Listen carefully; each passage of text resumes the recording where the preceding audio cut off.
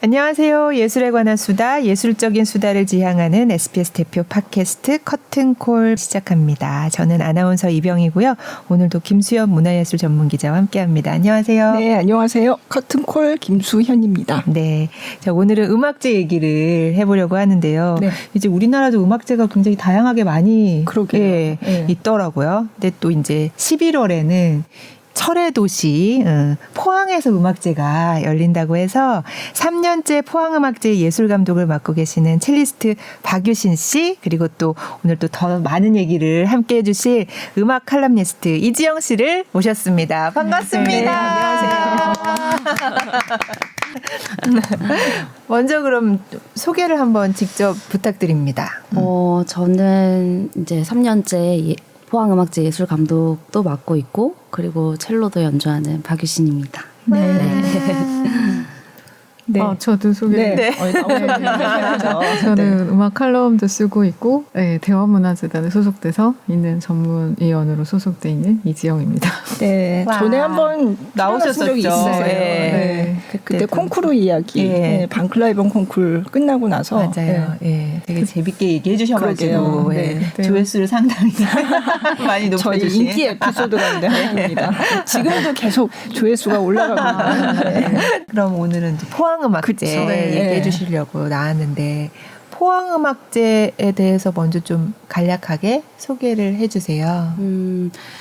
저희 원래는 사실 2020년도부터 하려고 했었는데요. 그때 코로나 이제 터지면서 저희가 1년 이제 후에 미뤄지게 돼서 2021년에 사실 거의 2년 준비한 것 같아요. 2021년도에 이제 오픈하기까지 2년 준비를 했고, 그래서 2021년도부터 클래식 이제 특히 또 실내악, 그리고 또 현악기 뭐 이런 이제 주 장르를 좀 이렇게 밀집해서 그렇게 하는 페스티벌이고, 또 어떤 걸 설명을 더 드리면 좋을지. 매년 이제 포항문화예술회관 대공연장에서 이제 매일 이제 메인 콘서트도 있고, 페스티벌 하면은 이제 다양한 거를 좀 경험을 많이, 이제 관객분들과 함께 좀 해야 되겠다는 생각을 해가지고, 저희 뭐 찾아간 음악회라든지 뭐 포커스 스테이지라고 이제 약간 마티네 공연, 약간 그런 것도 있고, 또 마스터 클래스도 있고, 뭐 다양한 이제 프로그램들 매년 이제 좀 꾸준히 하고 있어요. 네. 3년째 하고 계신데 처음 시작은 어떻게 된 거예요? 그게 이제 포항이 한 몇 년 전에 이제 문화도시로 선정이 되고, 그 이후에 이제 문화 쪽으로 더 이제 많은 걸 좀 시도하려고 하신 그 기간에 이제 포항음악제가 생겼고, 포항시 이제 문화재단에서 이제 만드셨는데, 그때 제가 또 포항 출신이고, 포항 출신이고, 이제 제가 또 서울에서 이제 5년 차 된 페스티벌을 하나 하고 있는데, 어텀 실내악 페스티벌이라고 하고 있어서 그 소식을 이제 재단에서 알게 되시고 연락이 오셨어요. 그래서 좀 같이 한번 해보면 좋겠다고 하셔서 저는 뭐 사실 되게 감사한 기회이면서도 굉장히 부담스럽기도 했고, 사실 뭐 이전에 있었던 페스티벌이 아니라 새로 생긴 음악제이기 때문에 이걸 제가 할 수 있을까 뭐 그런 고민도 좀 많이 하고 했던 것 같아요. 포항에 몇 살 때까지 계셨어요? 제가 고등학교 때까지 있었어요. 꽤 오래. 그럼 포항문화재단에서 찾을만 하네요. 포항 출신의 다른 음악가 분들은 없으세요? 아니요. 이번에 그래서 저희가 또 올해 처음 만들긴 했는데, 이제 뭐 아티스트 포항이라고 그런 이제 시리즈도 만들었어요. 아무래도 포항 음악제니까. 이제 저도 포함해서 그런 이제 포항 출신의 이제 연주자분들도 이제 무대에 같이 설 수 있는 그런 음악제가 좀 됐으면 좋겠어서, 이제 피아니스트 박영성 씨. 그분도 포항 출신이세요? 네, 저랑 친구예요. 저랑 친구고, 저랑 여기서 지연이 다 나오네. 저랑 친구고, 저랑 학교 같이 다니면서 이제 고등학교 학연까지. 또 하고. 그리고 뭐 팬텀 싱어 거기에 유채훈 씨. 유채훈 씨도 저랑 선배이신데, 저랑 학교도 같이 다닌. 포항 출신의 음악가들이 많네요. 네. 유채훈 씨도 그럼 요번에 그 프로그램에 참여를 하시고요? 이번에는 참여가 어려우게 스케줄이 안 맞아서 근데 언제 한번 꼭 나와주셨으면 좋겠다라고 얘기했었어요. 네. 그런 프로그램은 아무래도 이게 지역에서 열리는 음악제라서 가능할 것 같은데 이를테면 서울에서 열린다고 서울 출신 음악가들을 모으자 이런 거는 좀 이상하잖아요. 사실. 네.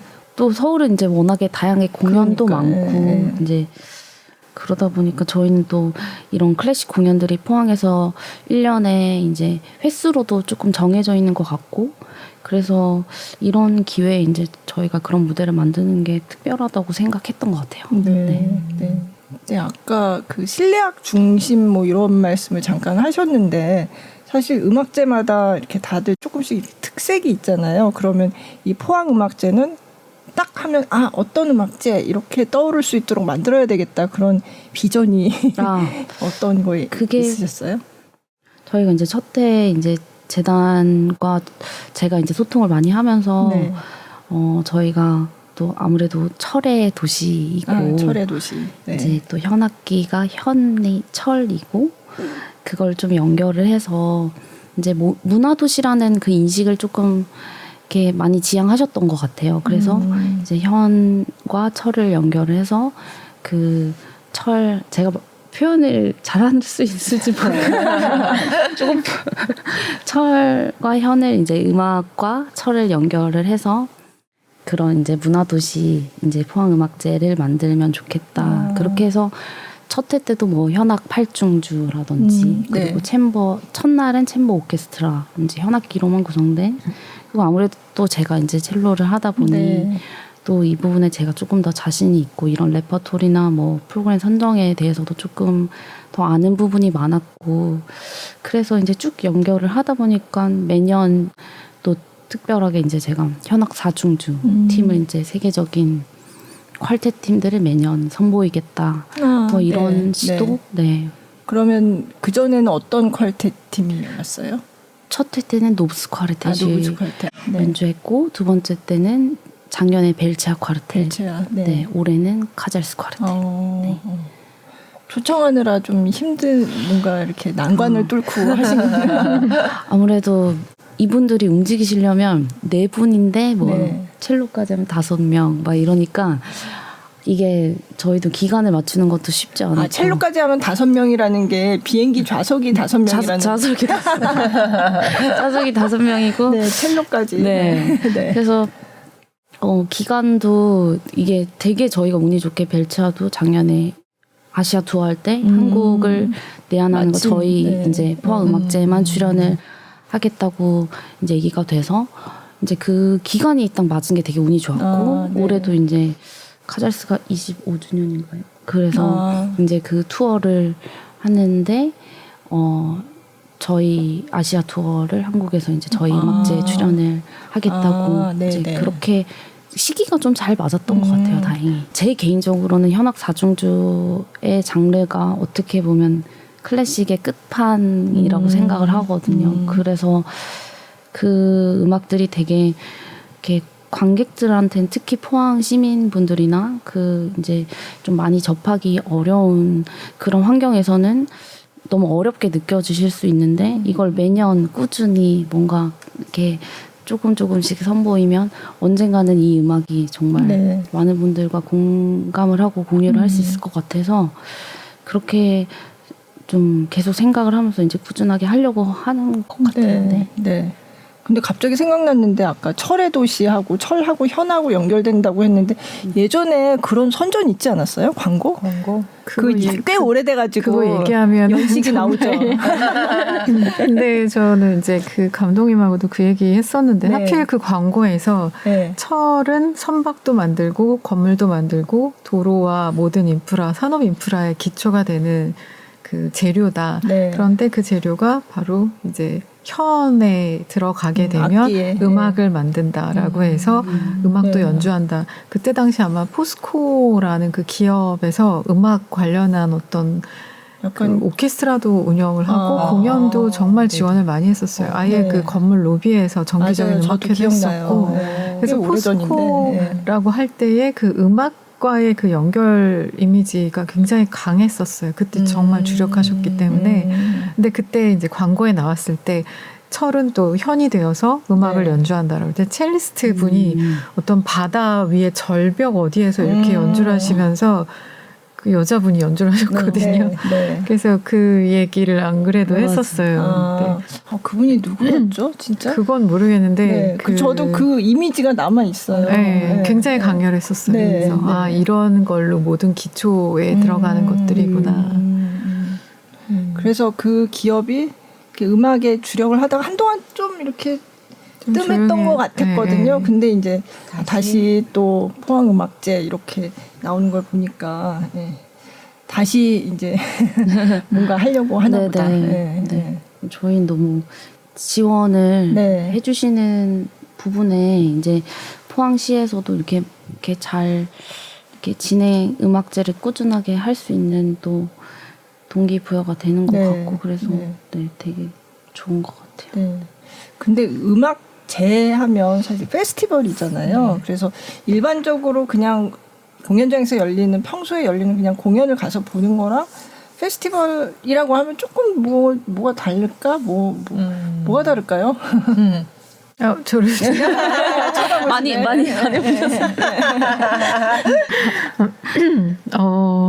글쎄 지금 포항 페스티벌, 포항 음악제만의 얘기는 아니고 사실 저는 통영하고 평창 음악제가 처음 열리던 때부터 이제 취재라고 해서 그때 갔었거든요. 이제 김수영 기자님도 같이 가시고 계속 그거를 봐왔었고 제가 일단 그 분당에 위치한 성남아트센터에서도 한 8년 근무를 하고 있는 동안에 도시가 문화가 들어서면서 그 문화 활동으로 인해서 어떻게 변화하고 사람들이 뭐가 움직여지는지에 대한 게 관심이 굉장히 많아졌었어요.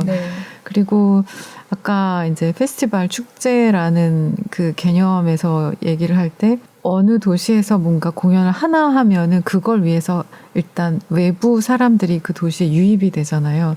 근데 좀 더 머물게 되고 그러다 보면 그 도시 안에서 숙식을 해결해야 되다 보니까 그리고 공연이 없는 시간에는 가만히 있을 순 없고 그리고 뭔가 여기 유명한 게 뭐야라고 한 번씩 이렇게 찾아보게 되다 보니까 지금 저 같은 경우는 그 뭐 평창이나 통영이나 다 20년 된 그리고 뭐 대구 오페라 축제도 있고 그런 도시를 찾다 보니까 지금 저는 평창에 음악제가 없을 때도 거기에 있는 지금 이거 저만 알고 싶은 맛집이긴 한데 몇 군데 그 뭐 정모몬의 메밀 막국수라는 또 얘기하면 안 될 것 같은 몇 개의 집을 그 가고 싶어서 가요. 음악제 때가 아니더라도. 그리고 특히나 팬데믹을 지나는 동안에 어느 도시에 가서 그냥 머물러 있는 거가 사람들이 조금씩 이제 그 한국에 이런 구석구석 좋은 데가 있어라는 걸 발견하는 계기들이 됐다고 했고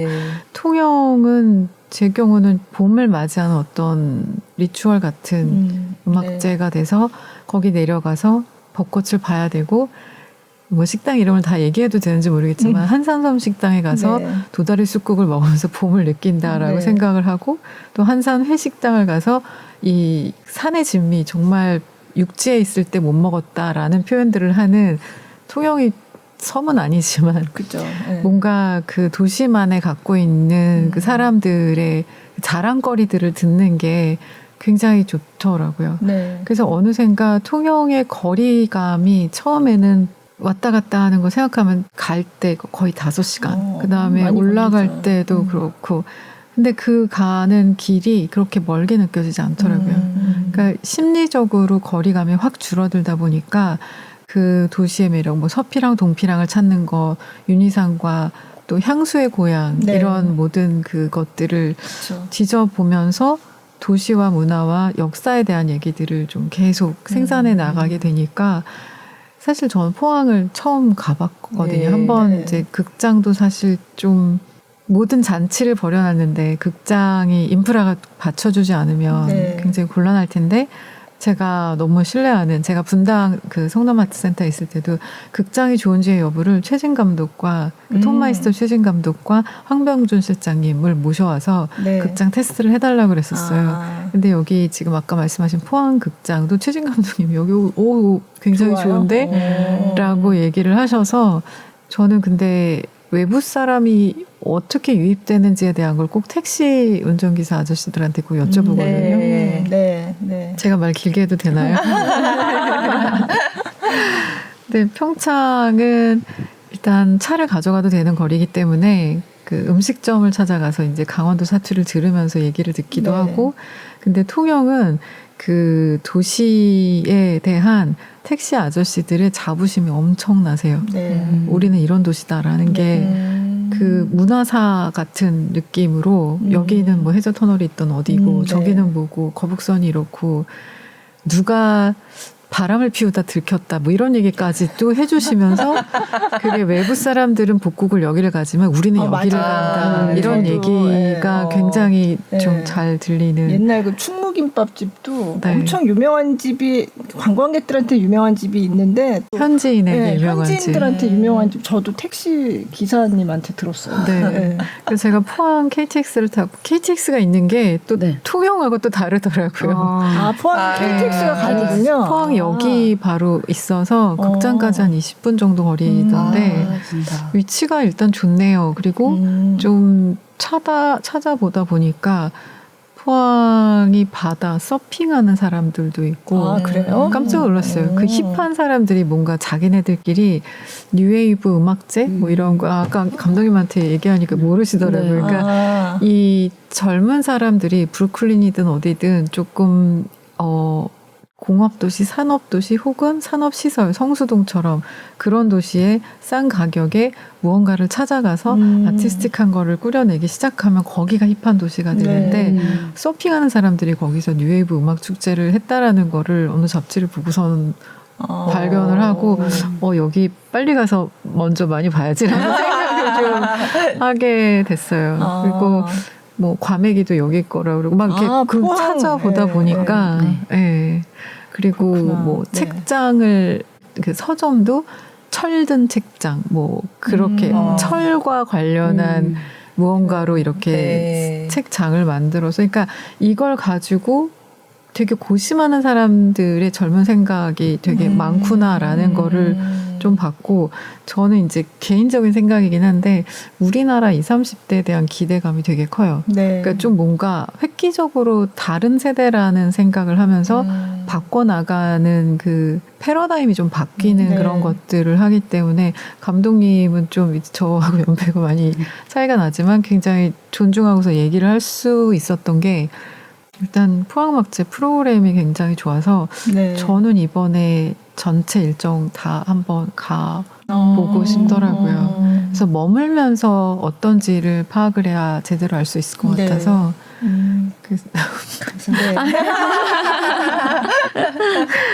그러면 올해 프로그램의 자랑 이거는 꼭 봐달라 이런 사실 다 봐주셨으면 좋겠는데 다 보신다고 합니다.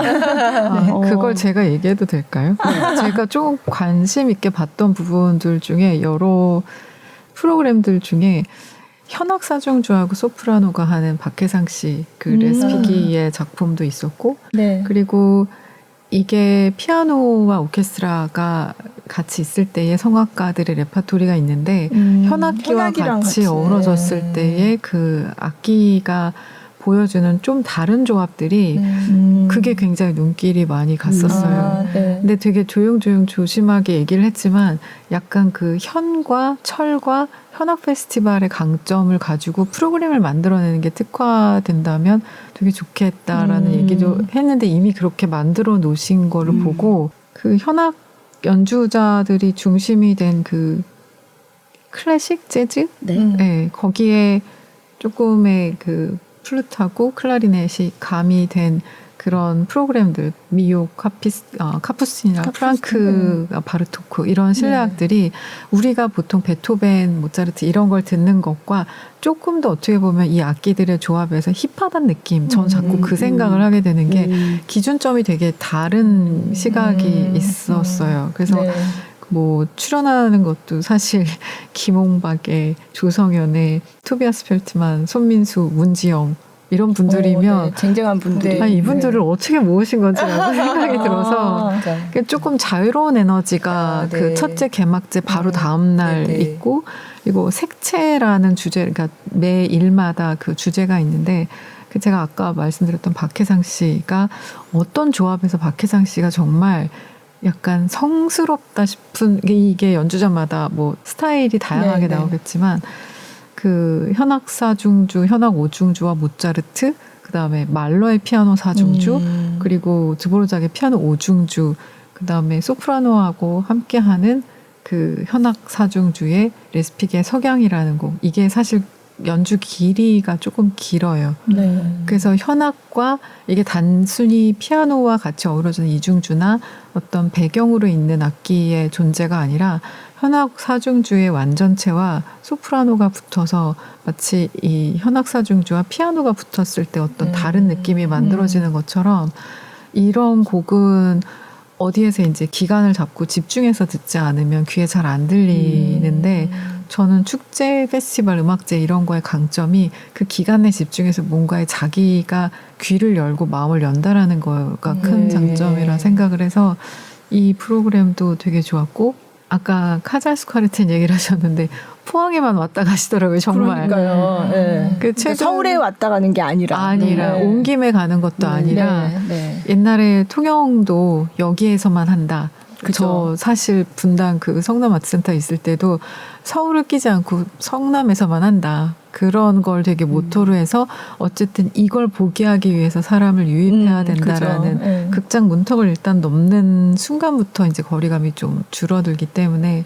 근데 카잘스카르텟이 뭐 보케리니 그리고 좀 중요한 하이든을 또 하시고, 그래서 포항음악제에서만 또 만날 수 있는 세계적인 연주 단체가 있다는 것도 그렇고, 그리고 저는 이 신예슬 음악평론가가 했던 이 얘기가 저 귀에도 쏙 들어왔는데, 포항음악제 프로그램을 딱 보고 이거 음악가가 심혈을 기울인 프로그램이라는 게 너무 드러나네요 라는 얘기를 했어요. 물론 이제 손요런 감독도 그 사투를 벌이면서 프로그램 짠 것들을 보면서 되게 이미 프로그램에 감동한 적이 있었는데, 이 11월 7일에 있는 프로그램 중에 꿈꾸는 이 슈베르트라는 그 제목부터, 그리고 슈베르트를 연주한다라고 하는 연주자들의 출연진과 프로그램을 보고 좀 재밌었는데, 소프라노 박해상, 그리고 피아니스트 문지영.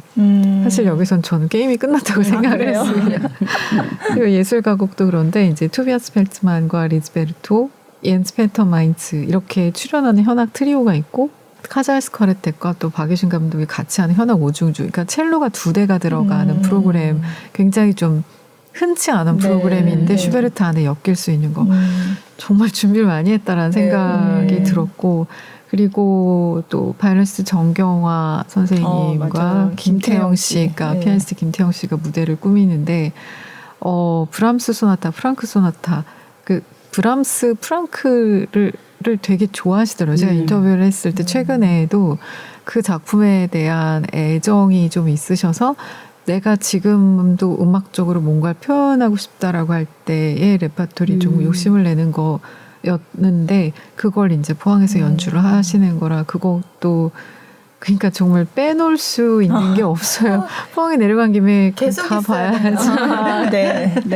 그리고 폐막제의 이제 춤의 제전이라고 해서 이제 멘델스존과 또 바르겔의 현악 8중주, 멘델스존 현악 8중주는 좀 정말 들어볼만 해요. 그러니까 이게 뭐 서울 스프링 실락 축제에서도 멘델스존의 작품들을 좀 많이 올리긴 했었는데, 이 8중주라는 악기 구성에서 갖고 있는 이 파워가 엄청난, 움직임이 정말 엄청나더라고요. 이게 그냥 어떤 챔버와는 좀 더 다른 악기 구성도 조금 하여튼 좀 재밌어요. 약간 도전을 받는 느낌이 있어요. 그래서 여기에는 또 무용수들도 같이 참여를 한다고 하니까 그냥 올려도 되는데 굳이 또 뭔가의 이미지로 어떤 마무리를 하시려고 한다. 욕심을 많이 냈다 생각을 했어요. 이 프로그램은 어떻게 짜신 거예요? 네. 혼자서 짜세요, 이거? 네. 혼자서 짜기도 했는데, 일단 개막이랑 이제 개막은 항상 이제 작년부터는 페스티벌 오케스트라를 세워야겠다라는 그런 생각과 이렇게 카르텟을 초대해야겠다. 그리고 저희가 첫 회 때 백건우 선생님 오셔서 이제 리사이트를 해주셨는데 우리나라를 대표하는 그런 거장 선생님이 오시는 게 지금 초창기 이제 얼마 안 된 음악제에서는 되게 큰 힘이 되더라고요. 네. 그래서 그거를 조금 이렇게 유지하고 그리고 포항음악제에서 또 가까이서 또 이런 분들 보실 수 있는 기회 흔치 않으니까 음악제에서 꼭 모시고 싶다. 이렇게 하면 벌써 이제 또 이런 구성들이 딱 생기고 나머지 이제 프로그래밍 같은 경우에는 사실 오래 고민해서 이렇게 잘 나오진 않더라고요. 네. 그래서 그러니까 매일 생각은 했는데 작곡가들을 다루는 것도 재작년부터 브람스 했고 작년에 쇼스타코비치 했고 올해 어떤 작곡가를 해야 될까 뭐 했을 때 카잘스가 슈베르트 예를 들어 스트링 퀸텟 저랑 이번에 같이 하는 곡을 꼭 연주를 하고 싶다고 제안을 했고 그 곡이 거의 50분 돼요.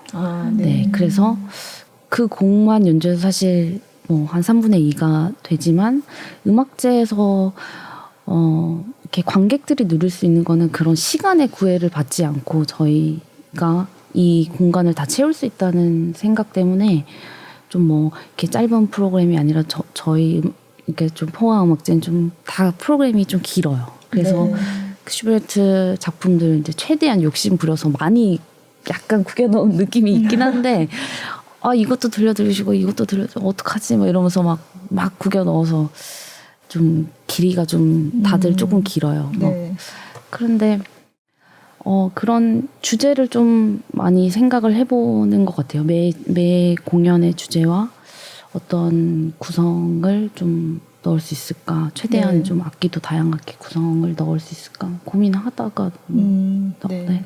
얼떨결에 나오는 고민하다 네, 얼떨결에 나오는 네. 저희 영상이 있잖아요. 근데 네. 올해 거는 당연히 아직 시작 안 했으니까 없는 거고 맨 첫 해 했던 공연 영상을 조금 맛보기로 틀어드리려고 하는데요. 뭐 아까 맨델스존의 팔중조 얘기하셨잖아요. 또 올해 이렇게 폐막에 사실 첫 회 때 공연한 작품을 다시 올리는 게 맞을까도 생각했는데 8중주와 8명의 무용수를 구성을 했을 때 맨델스존 옥텟을 빼는 거는 말이 안 된다. 네. 저도 생각을 했고 무용수들이 이 작품을 얼마나 이제 또 이렇게 춤으로 같이 할 수 있기에 최적의 작품이 아닐까 해서 올해도 연주하고 그러면 2021년도에 했던 실황을 잠깐 그럼 같이 들어보겠습니다. 하나 8중주고 그 중에서 여기 마지막 악장 4악장 들어보겠습니다.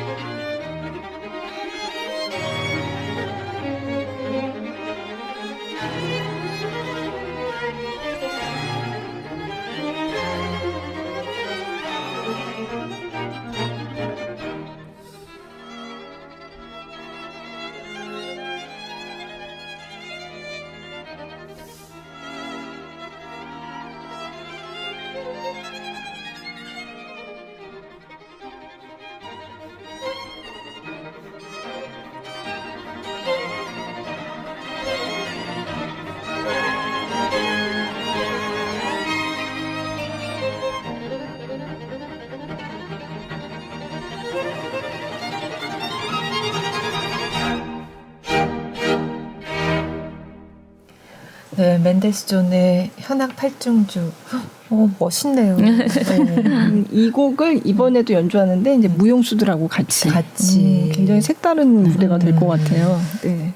이게 그러니까 발레 음악이 아닌 경우 곡을 만들었는데 그걸 통해서 뭔가 무용수가 어떤 천재적인 상상력을 발휘했을 때 그걸 표현하는 걸 보면서 음악과 친해지는 경우가 굉장히 많더라고요. 네. 그 약간 케이팝도 언어 때문에 몰입하기 힘든데 그 퍼포먼스를 보고 관심이 생겨서 이렇게 됐다고 하는 것처럼 조금 어려운 음악도 퍼포먼스를 보면서 귀에 익숙해지기 시작하면 음악이 들리는데, 그래서 좀 최근에 몬테카를로 발레단 공연 보러 갔을 때도 프로코피에프 음악을 그냥 콘서트용으로 또 곡이 따로 있는데 그걸 그냥 들을 때와 무용을 해서 전체 52개 전체 곡을 들을 때랑 음악 듣는 감도가 되게 다르고 약간 그 볼레로 라벨의 볼레로 들을 때도 무용수가 있고 연주를 같이 들을 때는 정말 약간 아드레날린이 막 확 올라가는 것 같은 느낌이 들어서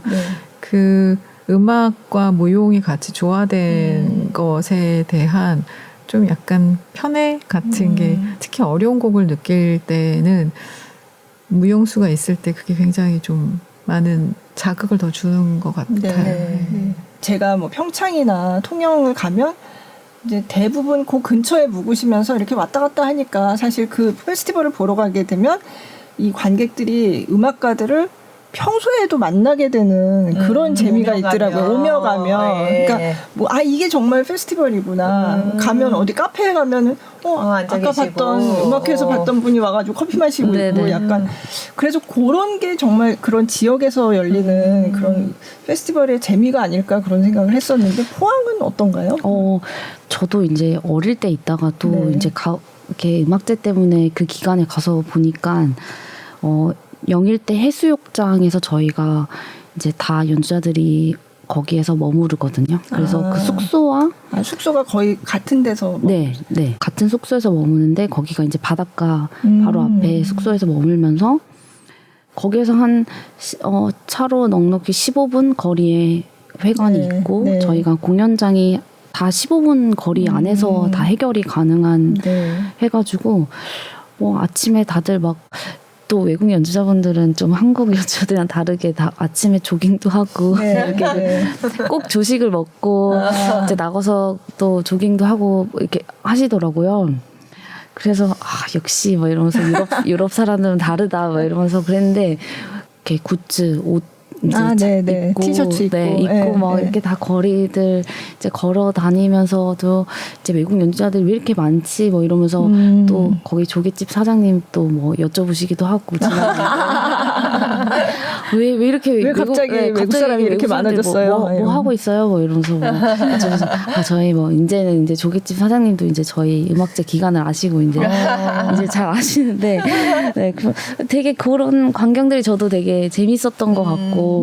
외국 연주자들이나 뭐 이제 이렇게 한국에 오랜만에 온 이제 한국 연주자분들도 이제 포항을 잘 몰랐다가 이렇게 오시니까 뭔가 되게 낭만적이라는 표현들을 많이 하시더라고요. 그리고 이 낭만적이라는 표현도 이게 손민수 선생님께서 저한테 하셨던 얘기였는데, 그런 말씀도 이렇게 또 이렇게 통영도 바다와 이 음악이 또 어우러지는 그런 저도 되게 통영 좋아했었는데 지금도 좋아하지만 포항도 그런 되게 매력이 있구나. 조금 다르게 이제 밤의 풍경이 이제 이 포스코의 철강 그게 근데 또 되게 이게 화려하면서도 되게 낭만적이에요. 그 배경이. 그래서 이렇게 연주 보시고 나와서 이제 그 바닷길을 좀 걸으시면 되게 또 낭만적일 수 있구나 이렇게 그런 생각도. 네. 포항을 안 가봤는데 궁금하네요. 포항 가보셨어요? 네, 저는 그 동백꽃이었나? 네, 뭐지 드라마 동백꽃 필 무렵. 동백꽃 필 무렵. 그 드라마 보고 갔었어요. 그 드라마가 촬영지, 거기가 촬영지였거든요. 그래요? 그랬구나. 그래서 거기 구룡포. 구룡포는 과메기. 저는 드라마 무빙 때문에 맞네요. 맞아요. 거기 그 사람들이 다 그 고향 뭐 그 지역 이름을 따서 그 작전명처럼 그렇게 쓰잖아요. 아직 안 봐가지고. 그거 보면 헤어나올 수가 없더라고요. 구룡포 맞아요. 그러네.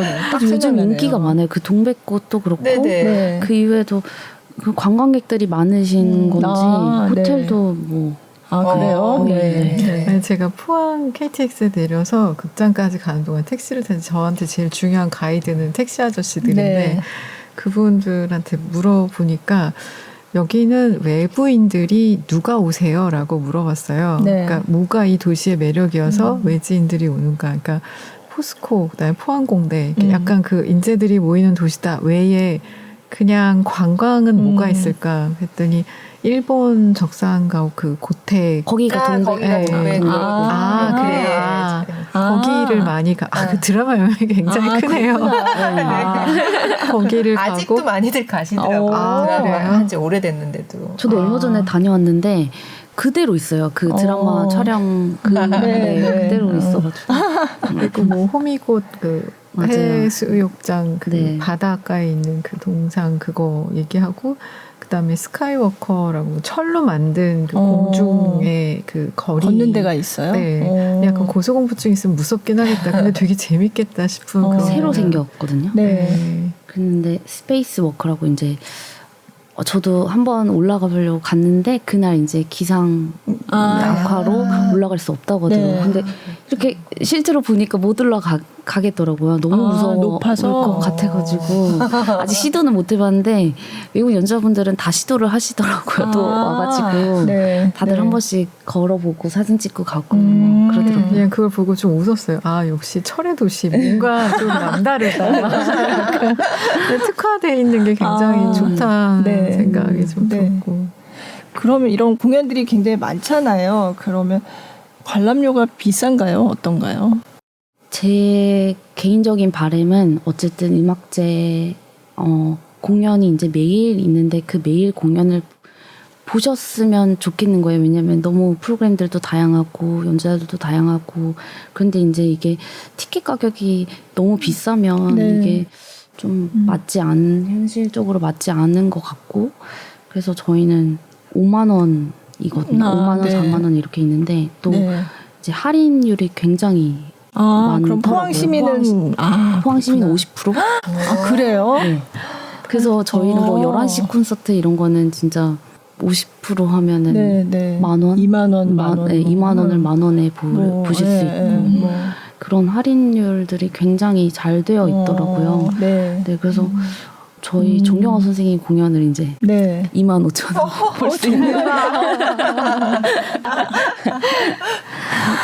이런 페스티벌 하면 좀 그러니까 극장이 새로 지어져도 그렇고 시에서 예산을 처음에 들여서 시작을 해요. 근데 이게 약간 수익과 무엇과 이런 것들을 생각하면서 그 지속성을 가져가는 게 제일 중요한데 그 퀄리티를 유지하는 게 되게 중요할 것 같은데 사실 음악 감독의 위치가 그 퀄리티를 유지하는 데 제일 중요한 키이기도 하지만 예산과 지원에 대한 그 협력이 되게 필요한데 제가 예전에 스웨덴 예테보리의 웨이 아웃 웨스트라는 페스티벌 그 관계자들도 만나고 축제도 보고 그러고 왔는데 정말 문화 충격을 어마어마하게 받고 왔었어요. 어떤 면에서요? 이게 스톡홀름의 주도시는 스웨덴의 주도시는 스톡홀름일지도 모르겠지만 예테보리라는 좀 더 자연 친화적인 그리고 어떤 페스티벌이든 요즘에 무슨 그 패션 축제를 열더라도 에코 프렌들리한 것들을 중시를 하는데 그 도시 전체 야외 공간에서 생수병만 자기가 갖고 있고 물은 사서 먹을 수 없어요. 사지 않고 옆에 수도꼭지가 있으면 그걸 열어서 그냥 먹는 거예요. 그러니까 그 물도 그렇게 자연스럽게 먹고 그리고 모든 공간에 배치되어 있는 것들이 미리 계획을 굉장히 오랫동안 해왔구나. 그래서 그게 페스티벌 중에서도 유명한 페스티벌들이 많지만 상을 꽤 오래 받았었어요. 근데 여기서 그 북유럽까지 가게 된 것 중에 제일 감동적이었던 것 중에 하나는 그 도시를 소개하는 그 문화부 담당자 분이 이 페스티벌이 여기서 열리면 이 공간을 중심으로 해서 반경 내에 숙소가 몇 개 있어야 되고 어느 수준이 되어야 되고 그 교통은 어디서부터 어디까지 연결이 돼야 되라는 거를 알고 그 장소를 지정을 하시더라고요. 근데 그게 뭐 내년도 예산을 언제 받아서 이게 아니라 15년, 30년 대계로 그걸 잡아서 숙소도 뭐 중앙 우체국이었던 곳을 개조를 해서 또 이 북유럽의 디자인이 정말 그 너무 신기할 정도로 예쁘고 심플하고 좋은 게 많아서 그 숙소에 대한 퀄리티도 나라에서 지원을 해가면서 컨트롤을 해가고 그리고 그 제가 조금 오문이었을 것 같은 우리나라니까 질문을 했겠구나. 근데 이 사람들은 정말 너무 의아해하면서 이 질문을 왜 하지라는 반응이었는데 어떤 질문이었는데요? 이렇게 계획을 잡고 있지만 정권이 바뀌면 이게 바뀌지 않겠느냐. 그것에 치적 사업이다 해서 이걸 따르게 해서도 하지 않겠느냐. 30년 생각하는데. 그래서 질문을 했는데 약간 어떻게 답해야 될지를 약간 잘 몰라 하는 표정에 제가 되게 민망하면서도 부러웠었는데 그런 지속적인 것에 대한 예산을 갖고 움직이더라고요. 저는 이제 예산이 어디서 오느냐를 제일 먼저 질문을 했었는데 첫 해는 그냥 시재단 예산 그리고 포스코에서 이거는 제가 그 재단 분한테 들은 얘기인데 인재들이 여기서 오래 머무는 곳이 되게 만들어주세요라고 하면서 이제 예산을 지원을 하신다고 하더라고요. 그리고 올해부터는 경상북도에서도 예산을 지원을 하시면서 이게 약간 경상북도의 축제처럼 해서 조금 그 거시적인 차원에서 좀 바라보는 시각들이 있구나. 그러면 프로그래밍 하실 때 뭔가 그런 현실적인 제약으로 뭐 돈을 걱정한다든지 뭐 이럴 때도 있으세요? 이거 돈이 너무 많이 들어서 이 프로그램을 하지 못할 것 같아. 뭐 이런 것도 이렇게 고민을 해가면서 이렇게 프로그래밍을 하세요? 이제 제가 예를 들어 어떤 연주자분을 꼭 모시고 싶다거나 그럴 경우에는 이제 예산은 이제 저의 영역이 아니다 보니 이제 이렇게 여쭤보고 상의를 해보고 이게 저희 올해 예산에 맞는지 그런 걸 고민을 같이 해야 되더라고요. 어쩔 수 없이 뭐 제가 원하는 연주자를 다 모시기에는 너무 저희 올해 예산이 정해져 있고 뭐 그런데 이제 또 감사하게 제가 지금까지는 제가 어떤 연주자를 모시고 싶고 이렇게 구성을 하길 원한다고 했을 때 그게 뭔가 불가능한 그런 게까지는 아직은 없었어가지고 올해 또 이제 그렇게 경상도에서도 지원을 해주시고 근데 고민은 하긴 하는 것 같아요. 왜냐하면 또 그만큼 이제 더 이제 뭐 이런 세계적인 퀄텟 주자들을 모시는거나 그런 것들은 저희가 예산을 고민을 안 할 수는 없는. 그럼 진짜 앞으로도 지금은 이제 굉장히 지원을 많이 해주시는 거고 그렇지만 이게 앞으로 지속되게 하는 게 그게 과제겠네요. 그래서 저도 프로그램이나 여러 가지들을 욕심을 자꾸 더 내고 더 도전적으로 또 사람들의 관심을 좀 끌 수 있는 게 어떤 걸까를 많이 고민하다가 이렇게 나오는 것 같아요. 어쨌든 이게 지속적이게 되려면 많은 분들의 관심이 또 필요하고 많은 분들이 결국에는 공연장에 오셔야 되는 건데 그렇게 되지 않았을 때에 대한 걱정 때문에 그래서 좀 고민을 많이 하는 것 같아요. 올해 잘 하시면 입소문이 날 거예요. 그럼 요번에는 기획할 때 뭐 이분은 모셔오는데 힘들었다. 뭐 이런 일이 있었다. 뭐 그런 에피소드가 있나요? 뭐 매년 이렇게 없을 수 없는 부분인 것 같아요. 아무래도. 근데 제가 예를 들어 지금 내년 섭외 같은 경우에 지금 하고 있거든요. 그죠. 이미 하고 있고 그렇다 보니까 한 1년 반 전부터 뭐 이렇게 연주자들을 생각하고 막 그렇게 하다 보니까 어려웠다까지는 또 수월하게 잘 올해 섭외가 됐던 것 같고 심지어 되게 감사하게도 그런 이제 특히 해외 매니지먼트들에서 연락이 와요. 메일이 계속 꾸준히 오고 계시는데 그러기 시작하면 이제 자리 잡은 거 우리 연주자가 내년에 너네 음악제에 참여할 수 있을까 이렇게 그 이제 뭐 누구인지 말씀드리기 어렵지만 뭐 리즈 우승자라든지 이런 분들이 이제 퀄텟을 저희가 매년 하니까 정말 이제 또 지금 이렇게 세계적으로 활동하는 퀄텟 연주 이제 팀에서 이제 먼저 연락이 오시고 그렇게 되는 거 보고 이게 되게 3회차인데도 이렇게 알아주고 찾아주시는 게 되게 감사하더라고요. 그래서 좀 그런 것 같아요. 그래서 그렇게 어렵게는 하지 않고 뭐 수월했다. 아니 근데 그냥 연주만 하면 편하잖아요. 근데 왜 이거를 하시는 거예요? 그러니까 왜 하고 있을까요? 아니 사실 감독님을 저는 그 오텀 실력 페스티벌이라는 걸로 좀 먼저 알았어요. 근데 희한하게 그 실내악을 좋아하는 일반 애호가들, 젊은 애호가들이 이 페스티벌에 계속 이렇게 찾더라고요. 저는 이제 사실 일 때문에 갔었어요. 갔다가 제가 아는 그분은 정신과 의사신데 갑자기 와서 음반을 샀다 그러면서 여기서 만났네 그러면서 어떻게 박유신 감독 알아? 뭐 이런 얘기를 하면서 이 실내악 좋아하는 사람들한테서는 약간 그 무대 위 그 연주자 대기실 앞에서 사인 받고 싶어하는 사람들까지 있는 걸 보고 또 모르는 세계가 또 있었구나라고 했는데 프로그램을 이렇게 들추고 출연자들을 보고 누구지? 이런 생각이 들었었어요. 그리고 이거는 제가 따로 들은 얘기긴 하지만 이제 주변 분들한테도 그 가족한테도 얘기를 들으신다고 왜 이렇게 힘든 걸 이렇게 열심히 하고 있냐고 힘들어하면서 열심히 하고 있냐고 왜 그렇게 열심히 하세요? 제가 그 어텀 실내 페스티벌 처음에 2019년도에 시작했는데 뭔가 한국에 이제 들어와야겠다라고 생각하고 나서 어떻게 살면 좋을까를 그 당시에는 고민을 좀 많이 하면서 제가 하고 싶은 음악을 하고 싶다는 생각에 되게 더 어렸을 때였으니까요. 그래서 내가 하고 싶은 음악, 연주하고 싶은 곡들 뭐 이런 여러 가지들 좀 그런 음악 세계에 조금 살고 싶다.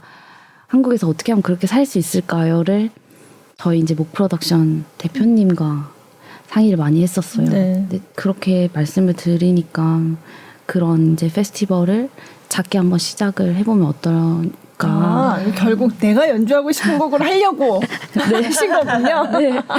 그런 제가 생각하는 그런 프로그램들을 무대에 올리고 싶다라는 그러니까 음악을 너무 좋아하니까 그런 마음에서 시작을 했는데 그게 여기까지 이렇게 커져서 사실 어텀 실내 페스티벌이나 포항음악제나 뭐 이렇게 기간도 다르고 포항음악제 훨씬 더 이제 지역의 이게 음악제이고 훨씬 더 규모도 크고 하지만 규모랑 상관없이 음악제를 그냥 꾸려 나가는 일은 너무너무 힘들더라고요. 어렵고 그래서 요즘도 집에서는 이제 가족들이 진짜 일을 좀 줄여서 했으면 좋겠다.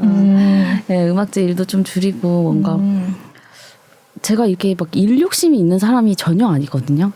저는 그냥 앉아서 그냥 연습하는 걸 좋아하는 사람이에요. 그냥 혼자서 그냥 연습하고 막 이런 걸 좋아하는데 이거 음악제를 하면서 일이라는 거를 이렇게 행정적인 일이나 컴퓨터에서 앉아서 이게 뭐 이렇게 타자를 두드리는 일을 막 이렇게 몇 년 동안 해보니까 이게 내가 이게 맞나 이러면서 내가 이게 맞나 막 이러면서 맨날 그런데 연습할 시간이 없는 게 좀 힘들어요. 그래서 요즘은 진짜 그게 조금 힘들고 시간이 주어졌을 때 뭔가 제가 본업인 악기를 잡아야 되는 그 시간이 되게 없다는 거 그게 너무 좀 힘들기도 하고.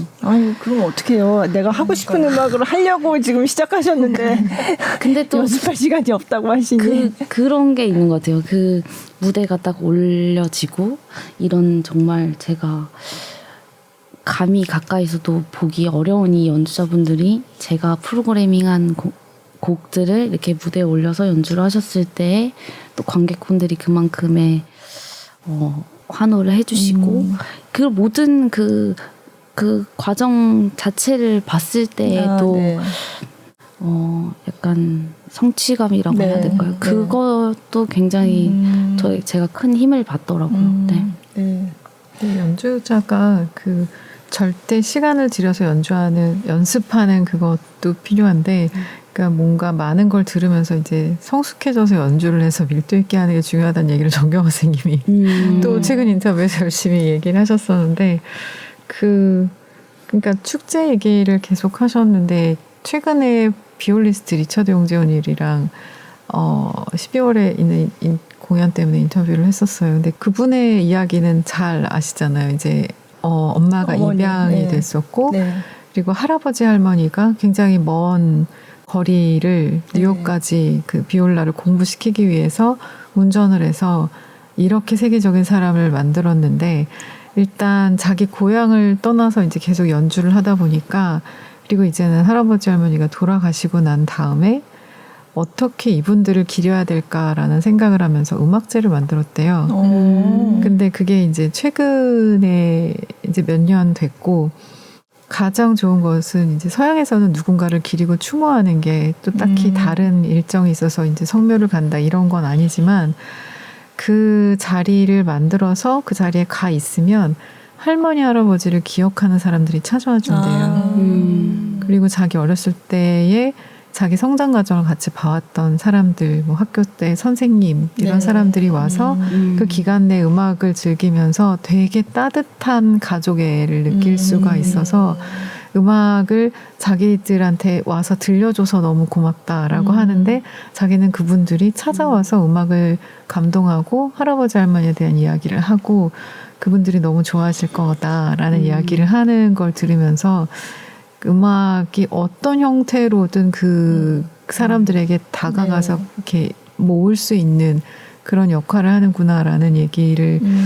해주더라고요. 그래서 약간 그 도시를 찾고 싶은 게 관광지여서 가서 사진 찍는 것만 하고 오는 것도 물론 기억에 남을 수 있겠지만 그 외에 스토리와 서사는 되게 다르다고 하잖아요. 스토리는 짧게 그냥 인스타그램에 올리는 것 같은 그런 순간적인 경험이라고 할 때 좀 서사가 생길 수 있게 만들어주는 게 지역 축제이고 그 도시 안에서 이제 자연과 공기를 경험하고 이러는 것들이라고 할 때 전 우리나라에 이런 축제가 좀 더 많아졌으면 좋겠고 그게 단순히 그냥 그 놀거리 먹을거리라고 생각할 수도 있지만 그걸 통해서 사람들이 그 도시에 발을 딛게끔 한다라는 것 자체는 그게 어떤 요인이든지 굉장히 좋을 것 같고 제일 중요한 건 지속성이다 라는 생각을 좀 해봅니다. 사실 저는 하도 무슨 축제가 참 많긴 많아요. 그래서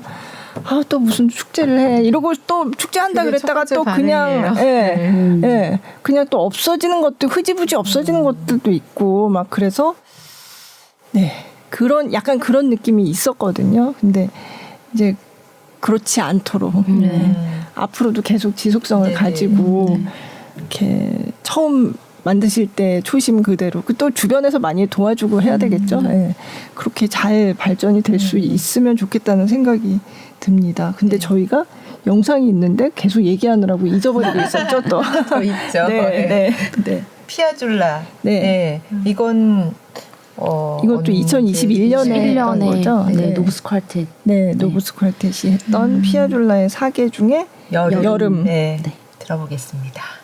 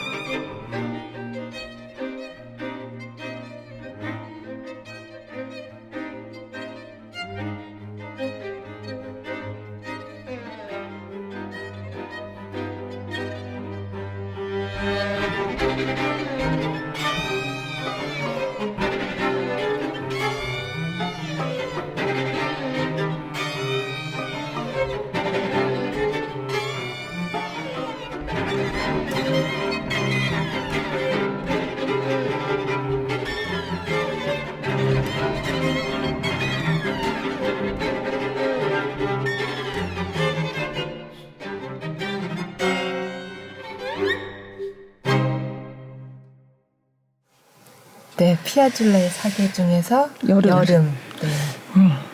저거 멋있네요. 프로그래밍 할 때 좀 고생하셨나요? 네. 맞아. 퍼스트 바이올린 한 분이 가족이거든요. 아, 네. 그래가지고 네. 그래도 제가 너무 가족 같은 퀄트 팀이고 네. 그래서 저 곡을 꼭 포항음악제에서 연주해줬으면 좋겠다라고 제가 제안을 했는데 네. 저 시즌 2021년 시즌이 너무너무 바쁠 때였고 막 그래가지고 안 된다 그러는 거예요. 악보 구하는 것도 어렵고 막. 저게 원래 현악 사중주가 아니라 이게 현악 스트링으로 돼 있는 네. 구성. 저렇게 편곡된 악보가 구하기가 네, 어려운 구하기가 거죠. 어렵고 네. 그리고 저거를 구하고 나서도 악보대로 할 수 없는 게 본인들이 다 여러 가지를 편곡을 하면서 해야 되더라고요. 네. 그래서 막 제가 막 그래도 해야 된다. 제발 어떻게 꼭 해야 돼. 사정을 사정사정. 네. 제발 이거 나중에는 막 승질도 좀 냈다가 막 그러면서 했는데 정말 나중에 너무 반응이 좋으니까 나중에 꼭 다시 연주하고 싶다고 하더라고요. 네. 근데 저 피아졸라는 무대에 올릴 때마다 반응이 안 좋을 수가 그쵸. 없어요. 맞아요. 네. 근데 지금 저 현악사중주 구성은 저도 지금 처음 네, 보는데 저도 현악사중주로는 처음 네. 들었어요. 네. 그러니까 보통은 이제 비발디 사계의 그 스트링 버전에 이렇게 같이 매치가 되게끔 기동 크레머가 이제 친구에게 네. 부탁해서 네. 이 곡을 클래식 레파토리, 클래식 악기로 연주하게끔 이제 한 거고 이분이 열심히 연주를 하면서 피아졸라가 진짜 클래식 레파토리에 안착이 잘 됐는데 네. 그죠. 그 중에서도 이 피아졸라의 부에노스아이레스 사계 특히 여름 같은 경우는 사람들이 약간 막 이런 느낌이 네, 맞아요. 있는 네. 맞아요. 맞아요. 언젠간 한번 전체 비발디 사계와 전곡을, 또 네. 부에노스아이레스 사계 그러게요. 한번 네, 그런 한번 해보고 싶은데 포항의 사계를 한번 보여주면서 이렇게 팁을 주신 것 같아요. 프로그래밍을. 네. 포항을 알려야 되니까. 근데 사실 이렇게 내가 하고 싶은 음악을 막 프로그래밍 하다 보면 이거 너무 어렵지 않을까? 또 포항의 관객들이 이런 건 많이 안 들어봤을 텐데 어떡하지? 그래서 약간 뭔가 이렇게 대중성을 고려하게 되고 뭐 이런 경우도 없지 않을 것 같거든요.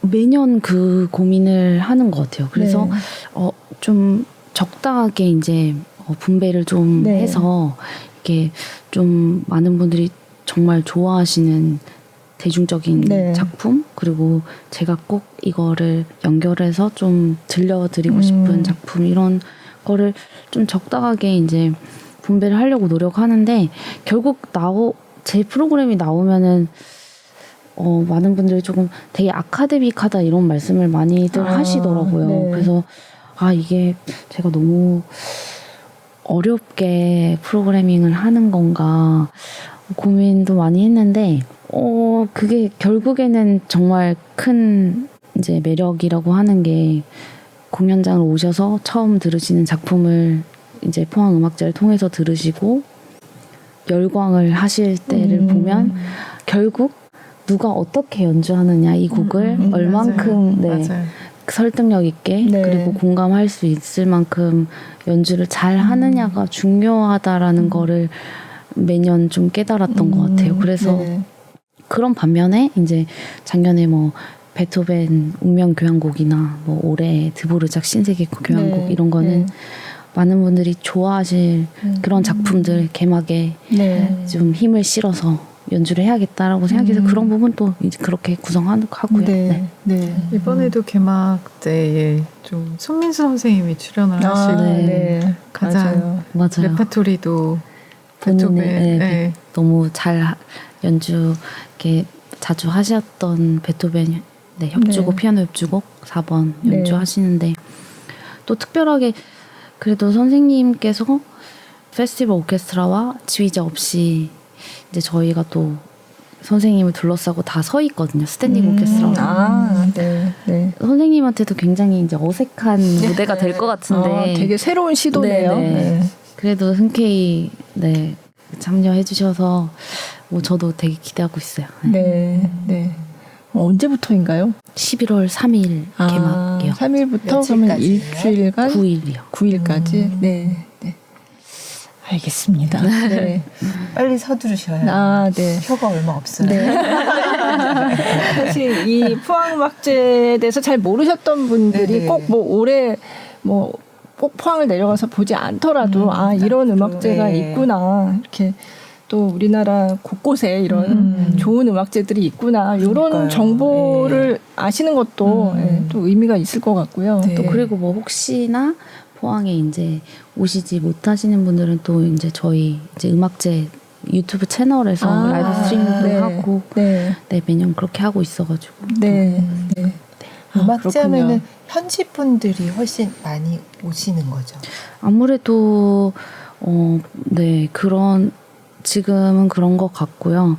작년까지도 그래도 뭐 백공훈 선생님 공연이나 네. 개막 공연이나 작년에 그게 외부에서도 많이 오셨던 것 같아요. 그래서 좀 일찌감치 빨리 매진이 됐었고 그런 경우에는 사실 포항 관객분들로만은 그렇게 되기가 어려워서 타지에서도 많이 오셨던 것 같아요. 네. 근데 예전에 축제나 이런 거의 메리트는 그 도시 사람을 위한 축제여야 되는 것도 있지만 그 외부 사람들에게까지 이 도시가 알려지는 것에 대한 의미가 굉장히 크다고 그래서 그 베로나의 아레나 극장이 그 도시 사람들을 위해서만 있는 극장이 아니다.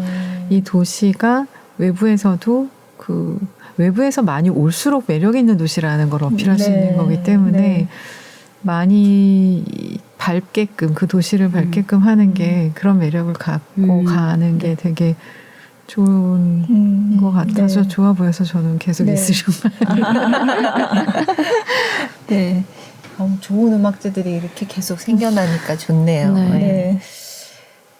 마지막으로 이제 진짜 며칠 안 남았네요. 네, 이제 다음 주 월요일부터 이제 저는 포항에 있을 예정이라 저 이제 리허설도 시작하고 네. 이제 현실이 닥쳤어요. 굉장히 표정이 되게 비장한 이제 뭐 저희 올해 그냥 정말 이제 재단분들도 그렇고 정말 많이 고생하시면서 준비 열심히 했고 또 저도 하나하나 무대가 너무너무 기다려지기도 하고 기대도 되고 그래서 많은 분들 함께 해주셨으면 좋겠어요. 네. 네. 또 오랜만에 나와서 같이 얘기하셨는데. 네. 그러니까 아까 계속 얘기를 했지만 저는 이제 포항이라는 도시와 친해지려고 마음을 먹게 된 것은 이제 프로그램 때문이긴 했지만 그 도시 안에서 자연하고 음악, 문화, 바다도 있고 뭐 산도 있고 이런 것들을 같이 누리면서 그냥 그 도시와 좀 친밀감이 생기게끔 해주는 게 이런 축제의 매력인 것 같아요. 그러니까 그냥 문화는 그런 면에서 굉장히 소중한 경험을 하게 해주는 그런 요소기 때문에 아무쪼록 이런 축제가 도시별로 잘 자리 잡아서 저희가 먼 거리를 가지 않더라도 이 한국 내에서 그죠. 즐길 수 있는 거리들이 많아지면 좋겠다. 베르비에 페스티벌을 어떻게 가겠어요? 그 유명한 무슨 뭐 짤츠부르크 페스티벌 뭐 유명한데 우리도 좋은 음악 축제들이 많이 생기면 네. 그렇게 부러워할 필요가 없는 거죠. 네. 와, 다시 보게 되는 포항입니다. 네. 아무튼 11월 3일부터 시작되는 포항음악제 많이들 사랑해 주시고요. 네. 두 분 오늘 나와주셔서 정말 감사합니다. 네. 이 바쁘신데 나와주셔서. 네. 고맙습니다. 감사합니다.